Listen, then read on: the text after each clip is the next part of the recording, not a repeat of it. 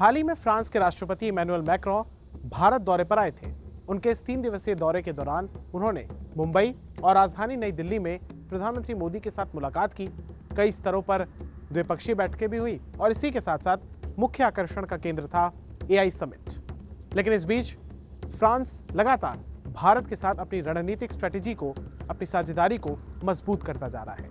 ऐसे में बड़ा सवाल ये उठता है कि जिस भारत के बारे में कहा जाता था कि वर्ष 1950 से लेकर साल 2020 तक भारत जो भी हथियार लेता है ज्यादातर उसमें रशियन टेक्नोलॉजी होती है, यानी कि रूस का उसमें इन्वॉल्वमेंट होता है, कि अब उसकी जगह धीरे धीरे ही सही लेकिन फ्रांस ले रहा है।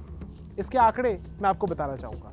दरअसल सिप्री की रिपोर्ट के मुताबिक भारत 2020 से लेकर 2024 तक जितने भी हथियारों को लेता है, जो भी रक्षा उपकरण लेता है, उसमें फ्रांस की हिस्सेदारी लगभग 33% की है, जबकि रशिया की 36% की है। जबकि एक दौर वो भी था जब रशिया से भारत 80% के आसपास हथियार खरीदता था। हालांकि मोदी सरकार के बीते 2 कार्यकालों के दौरान he made in India defence projects को भी काफी रफ्तार मिली है, लेकिन इस बीच फ्रांस को लेकर भी भारत की करीबी काफी बड़ी है।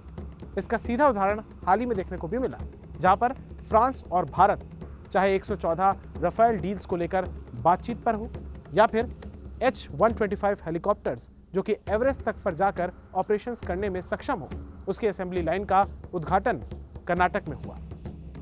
इसके अलावा अतीत में भी अगर हम देखें तो मिराज या फिर जैगुआर, जिसको ब्रिटेन और फ्रांस ने मिलकर बनाया, वो भी भारत की सेनाओं ने उनको अच्छे से इस्तेमाल किया है।